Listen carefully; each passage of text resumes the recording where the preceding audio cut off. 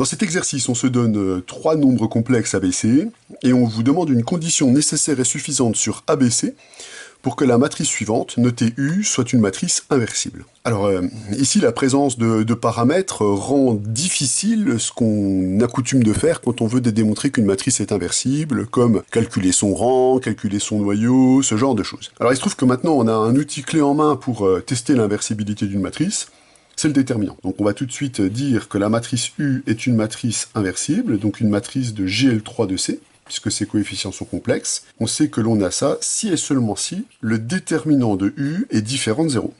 Donc pour pouvoir obtenir cette condition nécessaire et suffisante, il nous suffit de calculer le déterminant de U, et c'est gagné. Seulement, pour que le déterminant de U soit exploitable, c'est-à-dire qu'on puisse savoir quand est-ce qu'il est différent de 0, on voit bien que la forme du déterminant de U qu'on doit récupérer doit être une forme simple, exploitable, dans le sens où on doit être capable de déterminer lorsqu'il est nul facilement. Donc ça exige que le déterminant de U soit écrit sous forme factorisée. Ce qui veut donc dire que ce déterminant, on ne peut pas le développer n'importe comment. On va utiliser les opérations élémentaires sur les lignes et les colonnes pour simplifier le calcul de ce déterminant. Alors, ce que je vais déjà faire pour calculer le déterminant de U, c'est me ramener avec des colonnes plus simples. C'est-à-dire, je vais utiliser les opérations élémentaires suivantes, je vais remplacer la deuxième colonne par la deuxième colonne moins la première, puis je vais remplacer la troisième colonne par la troisième colonne moins la première, pour pouvoir ramener deux coefficients nuls ici. Donc la première colonne, elle, n'est pas changée. La deuxième colonne devient 0 C-B A facteur de C-B. On a intérêt à factoriser pour voir les termes communs. 0, C-A, B facteur de C-A. Alors, outre les deux zéros qui sont apparus ici dans la matrice, il y a quelque chose qui est très intéressant. Le facteur C-B qui est ici, il est en facteur de tous les termes dans la colonne.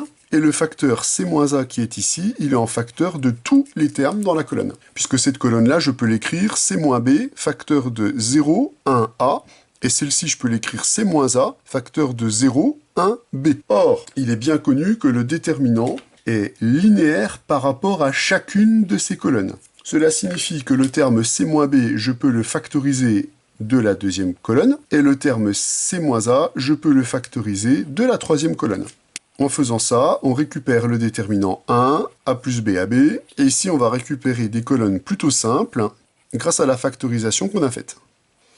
Là, on pourrait développer le déterminant par rapport à la première ligne.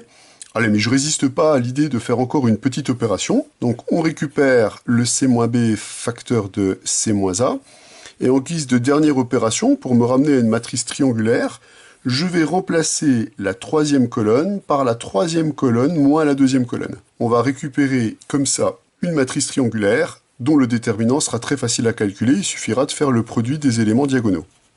La colonne qu'on récupère, c'est donc la colonne 0, 0, B-A.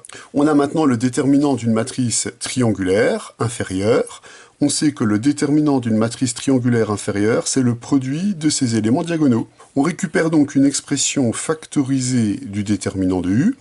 C'est C-B, facteur de C-A, facteur de B-A. Donc, on est capable de dire à quelles conditions nécessaires et suffisantes la matrice U est inversible, puisque le déterminant de U est nul si et seulement si A, B et C ne sont pas deux A2 distincts. Effectivement, si parmi ces trois nombres complexes, deux sont égaux, forcément ce déterminant sera nul. Si on contrapose cette relation, on obtient donc que le déterminant de U est différent de 0 si et seulement si les nombres complexes ABC sont deux A2 distincts. On récupère donc notre condition nécessaire et suffisante pour que la matrice U soit une matrice inversible. C'est le cas si et seulement si les nombres ABC sont deux A2 distincts. Voilà la condition nécessaire et suffisante sur les trois nombres ABC pour que la matrice U soit une matrice inversible.